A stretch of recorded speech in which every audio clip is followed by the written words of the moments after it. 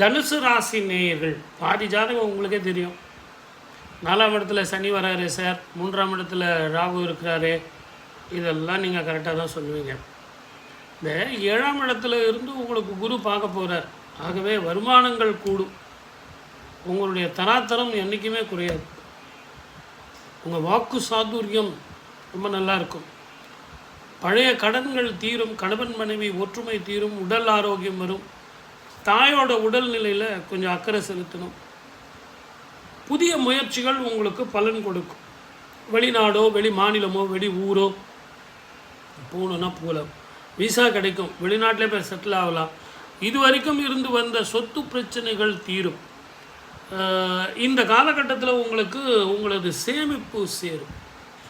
அப்போ கடன்லாம் தீர்ந்தால் தானே சேமிப்பு சேரும். ஷேர் பிஸ்னஸ் பண்ணுறவங்களுக்கு ரொம்ப நல்லாயிருக்கும். இது ஒரு அற்புதமான காலம்.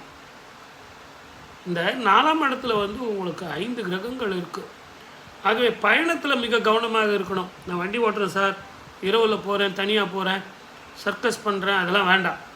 கொஞ்சம் நிதானமாக போங்க. அயர்ன் அண்ட் ப்ரோட்டீன், கீரை, முட்டை, பேரிச்சம்பழம், பால் இதை எடுத்துங்க. நல்லா தூங்குங்க. தூக்கத்தை எவ்வளோ நீங்கள் தூங்குறீங்களோ அவ்வளோக்கு அவ்வளோ உங்களுக்கு உடல் ஆரோக்கியமாக இருக்கும். மன நிம்மதியும் சந்தோஷம் வரும். ஆனால் உங்கள் ஜாதகத்தில் தூங்க விட மாட்டான். ஏதோ ஒரு பிரச்சனை உங்களை போட்டு பெண்டை கட்டிகிட்டு இருக்கோம். ஆனால் எந்த பிரச்சனையும் ஒன்றும் பண்ணாது. தலைக்கு வந்தது தலைப்பாயோடு போடும்.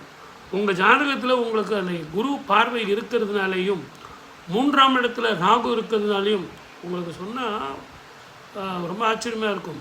கிரகங்களில் ரொம்ப பலம் வாய்ந்தது எல்லாரும் சூரியன் அப்படின்னு நினச்சிட்டு இருப்பாங்க. ஆனால் ரொம்ப அதிக பலம் வாய்ந்தது யாருன்னா ராகு தான்.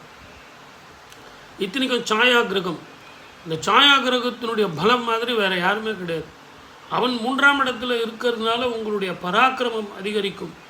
உங்களுடைய வீரம், உங்களது செயல்கள் அது அத்தனையுமே ரகசியமாக இருக்கும். ரொம்ப நல்லா இருக்கும். பேரும் புகழும் வரும். அற்புதமான எதிர்காலம் நடக்கும். நல்லாயிருக்கும். ஆனால் நீங்கள் கவனிக்க வேண்டியது என்ன அப்படின்னா, கொஞ்சம் முடிஞ்ச வரைக்கும் பெண்கள் இடத்துல கவனமாக இருங்க. வாக்கு கொடுக்காதீங்க.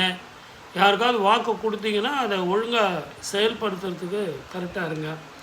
மொத்தத்தில் இது ஒரு அற்புதமான காலங்க. நீங்களாக எதுவும் மனசில் வச்சுக்கிட்டு இது அப்படி ஆகிடுமா, இது இப்படி ஆகிடுமா, 4ஆம் இடத்துல சனி இருக்கார், அதெல்லாம் ஒன்றும் ஆகாது. 4ஆம் இடத்துல இருந்தாலும் குரு பார்க்குறார். ராகு உங்களுக்கு சாதகமாக இருக்கார்.